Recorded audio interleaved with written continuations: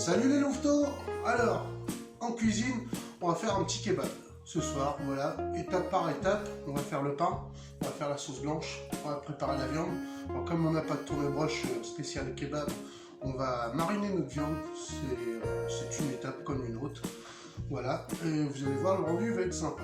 Donc pour la sauce, on va faire une sauce blanche, et pour le pain, bah, c'est tout de suite, je vous livre un petit peu mon petit secret pour avoir de jolis pains à kebab. On l'a déjà demandé plusieurs fois, donc voilà, je vous le fais.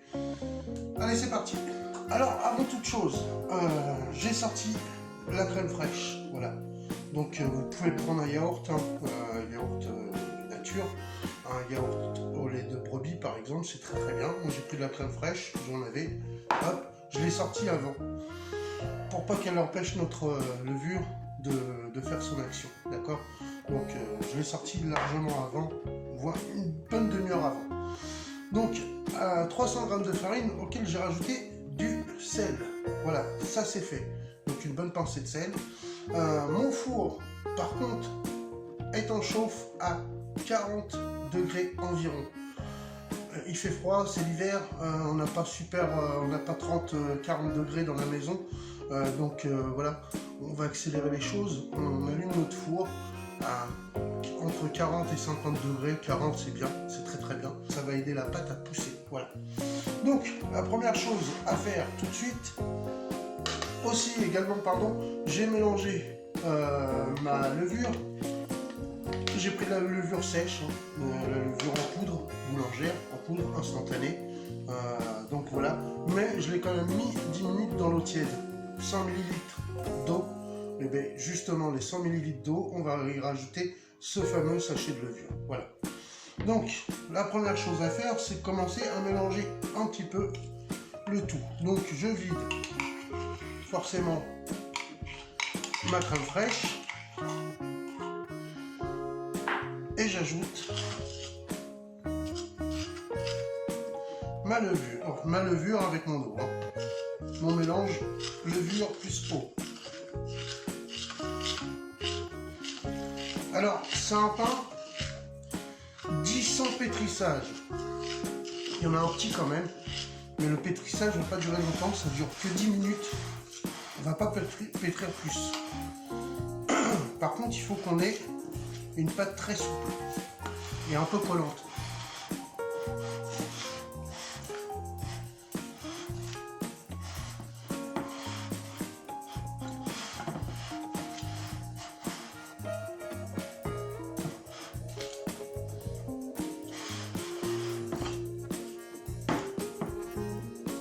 Donc là, je vois tout de suite que ça manque d'eau, hein. Je vais pas hésiter à vous rajouter au fur et à mesure. Comme je vous ai déjà expliqué, en fait, ce qui se passe, c'est que toutes les farines ne réagissent pas pareil. Alors forcément, on n'a pas forcément toujours le même rendu. Mais comme on sait qu'on veut un résultat plutôt souple et collant, on veut pas une boule très ramassée. Donc dans ce cas-là, on fait en sorte, on apprécie plus ou moins. Voilà. J'ai à peu près ce que je veux. Voilà. Donc là, dans ce cas-là, hop, je viens rajouter tout de suite la valeur d'une cuillère à soupe d'huile.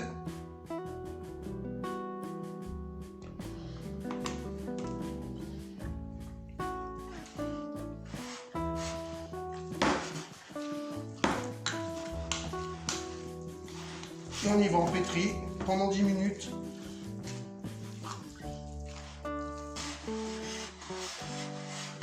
Voilà. Alors on aurait pu le faire au robot, mais franchement, pour 10 minutes de temps, on aura le même résultat de toute façon. Voilà, je la veux à peu près comme ça, collante, élastique. Voilà, c'est exactement ce qu'il nous faut, ce qu'on recherche. Voilà, on essaye maintenant de la ramasser un petit peu dans son centre. Hein?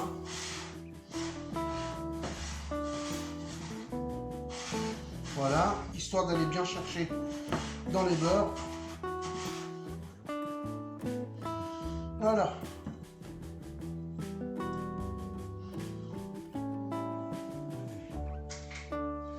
Voilà le pâte thon qu'on veut obtenir. Pas plus. Vous voyez, il est bien souple. On le couvre avec un torchon propre et on le met au four pendant à peu près 45 minutes. On va le surveiller quand même à 40 degrés environ. Allez, c'est parti. Alors, c'est parti, on passe à l'étape suivante, c'est-à-dire la préparation de la viande. Bon, moi je l'ai déjà émincé, pardon. Alors j'ai fait vraiment des petits tronçons, des tout petits, hein, c'est très fin. On doit presque voir la lame de couteau à travers. Tout simplement, hop, on va y ajouter tout de suite du citron, un bon trait de citron. Ça va nous préparer notre chair, d'accord, parce qu'une marinade, il faut que ce soit acide. Ensuite, aussitôt le citron, je mets du sel. Voilà, hop. Et pareil, je remélange. Alors j'avais préparé au préalable une huile de coriandre, donc je vais en mettre un peu. Je remélange un peu. Voilà. C'est quelque chose que je fais souvent, hein. C'est à base d'huile d'olive, de la coriandre hachée finement dans le hachoir avec de l'huile d'olive et hop, on peut la garder assez longtemps. Donc voilà, je vais en mettre. La coriandre, c'est le persil de l'Orient, quoi, si vous voulez. Donc c'est bien d'en avoir et c'est bien d'en mettre. Voilà, on mélange un peu. Alors, pour les épices, je vais mettre, parce qu'il y a du curcuma dedans, en grande partie, des épices à couscous. Pas trop, parce qu'en fait, je vais plus mettre des épices à kefta qui vont être plus appropriées à notre préparation.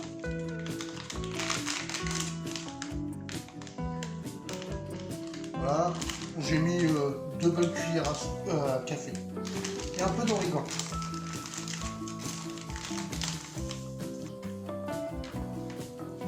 Voilà, je mélange bien. Alors en fait, on va attendre que notre viande est blanchie un peu par la marinade. Ça veut dire qu'elle s'est apprêtée à la cuisson, quoi, déjà. Un petit peu de poivre. Voilà, j'avais préparé, alors, pour mes crudités, j'ai la salade qui est prête, voilà, au frigo. J'avais préparé de la tomate, des sections d'oignons, voilà. Et puis pour la marinade, un peu de tomate aussi. Parce qu'en fait, normalement, sur ton broche, il y a ce fameux oignon et cette tomate. Donc, on va mettre un peu d'oignon émincé, voilà. Et de la tomate, voilà. Et là, on mélange. Et ça, on va pouvoir le garder au frais. Bon, allez, une bonne demi-heure, hein. Minimum.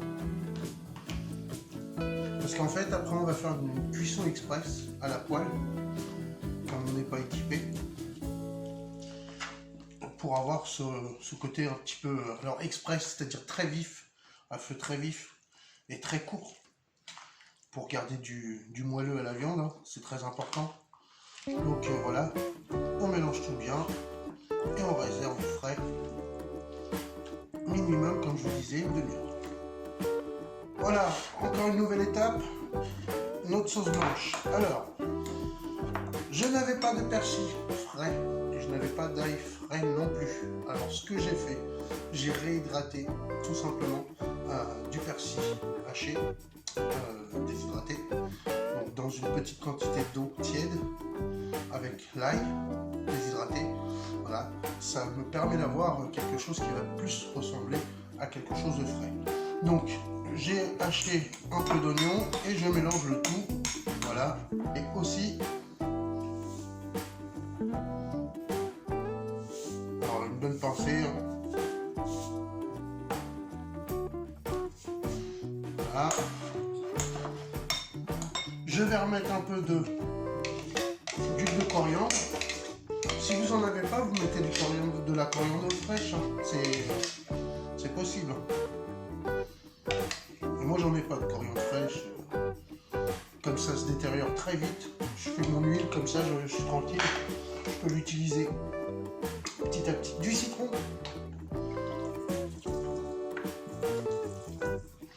Alors là, si vous avez du concombre, c'est pareil. Vous râpez un peu de concombre dedans. Hein. Là, pour l'instant, voilà ce qu'on a, ce qu'on obtient. Un fromage frais. Alors j'y tiens, fromage frais, soit de chèvre, soit de brebis, soit de vache. Mais il faut que ce soit du fromage frais.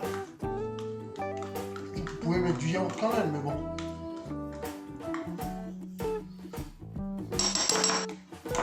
On mélange.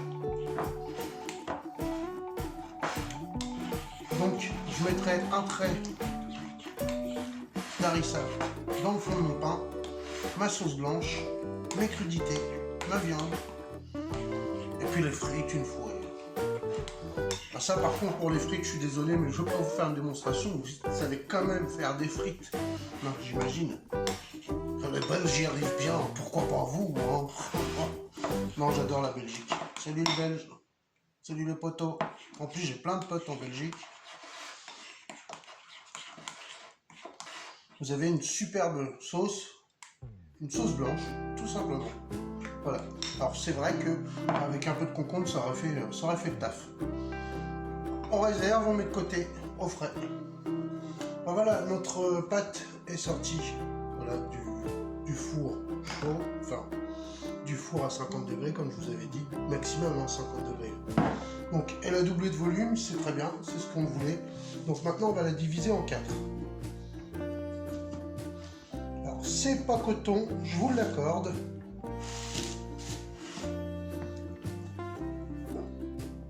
Voilà. Donc hop, on fait un premier pâton. Ne cherchez pas à faire quelque chose de merveilleux avec cette pâte-là, vous n'y arriverez pas. C'est après que vous allez voir. On aplatit un peu.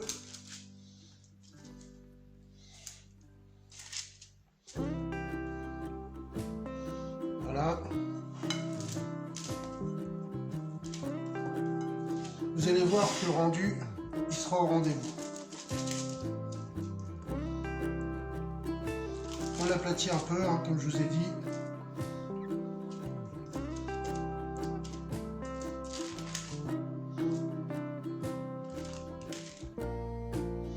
Vous essayez de lui donner une forme de pain. Hein. Surtout, ne vous inquiétez pas. Vous allez voir, vous allez avoir le même résultat. Et vous allez voir que le rendu va être au rendez-vous, c'est promis. Là, on la remet en pouce pendant une petite demi-heure. Toujours dans notre four à 40, entre 40 et 50 degrés. Alors bon, le seul petit conseil que je peux vous donner par rapport aux frites, c'est de faire un premier bain à 140, entre 140 et 150, hein, et de les laisser 4 minutes comme ça, 4-5 minutes. Voilà. Tout en les remuant de temps en temps pour pas qu'elles se collent entre elles. Et puis ensuite, bah, on les débarrasse, on les laisse refroidir et au moment vraiment de manger, on fera un autre bain à 180. Donc 180, 190, ça dépend aussi. Donc voilà. Donc voilà le résultat escompté pour le pain. Alors maintenant, ce qu'il faut faire à tout prix, c'est vous mettez votre four à 200 degrés. N'oubliez pas, 200 degrés. Et là, on les enfourne dès qu'il est chaud, le four. On les enfourne pendant 10 à 15 minutes. Il faut bien surveiller, d'accord?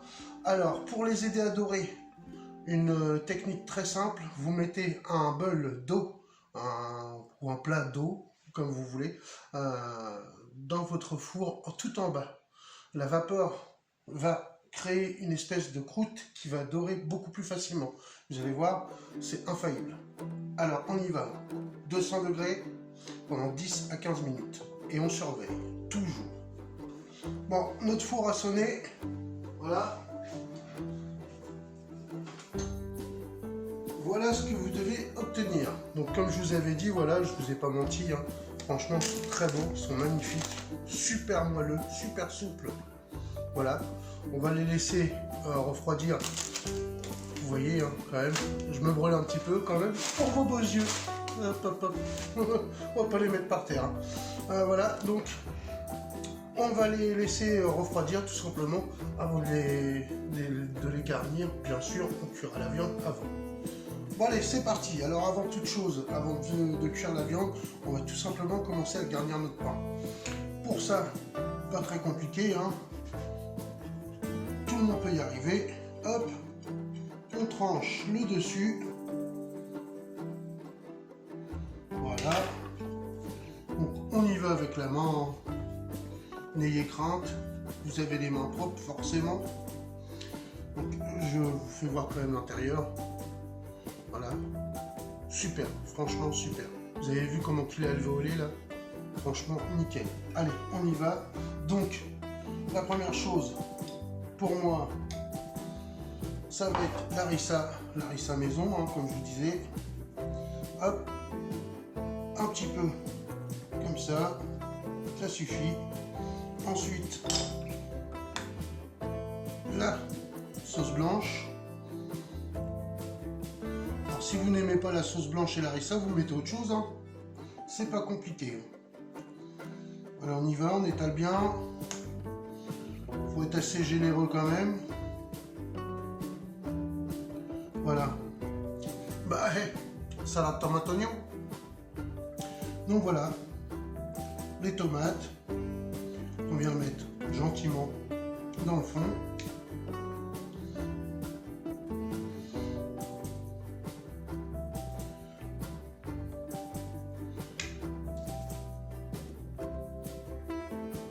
Là, je mets tout de suite mes oignons, alors plus ou moins, comme on aime. Voilà. On garnit la salade.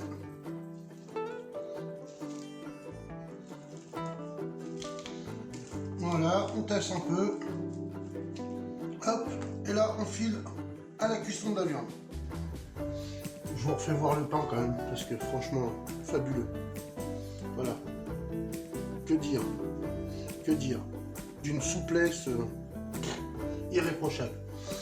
Donc, notre poêle, j'ai déposé un petit peu d'huile d'olive. Vous n'êtes pas obligé parce que vous en avez déjà mis dans votre marinade. Moi, j'en remets quand même. Voilà. Je fais super bien chauffer parce que ça va être une cuisson express.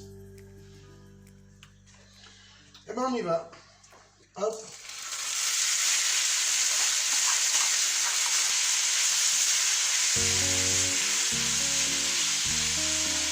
Vous avez vu déjà, je me rapproche un peu, vous avez vu déjà la couleur de la viande, elle a déjà commencé à cuire. D'accord? Et là on y va à fond. Les ballons.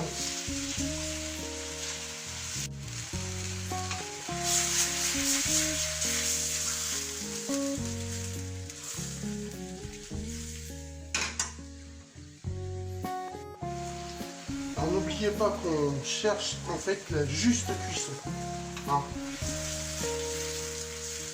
pour que la viande reste très tendre. N'hésitez pas aussi à la délier un petit peu comme ça, parce que dans la marinade elle s'est compactée.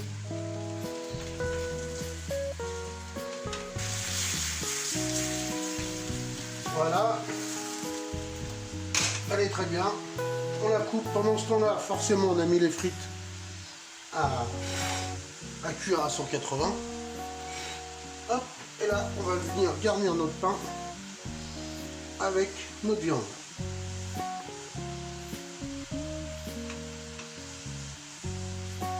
C'est pareil, hein.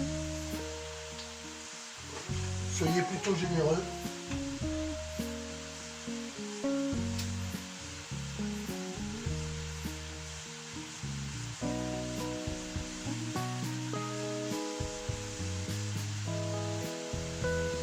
Voilà. Délicatement posé comme ça, c'est très beau, magnifique. Voilà, nos frites sont prêtes. On va venir délicatement les servir.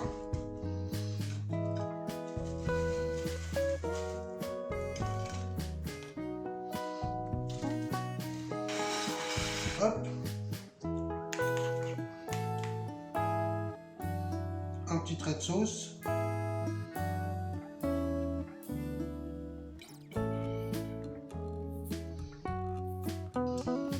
Et voilà, le tour est joué. Vous avez un kebab maison et à la perfection. Franchement, vous allez vous régaler. Bien mes amis, j'espère que cette recette vous aura plu. N'hésitez pas à laisser vos commentaires et likez si vous en avez envie. Tout comme abonnez-vous aussi si vous en avez envie. Voilà. Je vous souhaite un bon appétit. Régalez-vous. Et à très bientôt pour une nouvelle recette. Allez, bisous les louveteaux.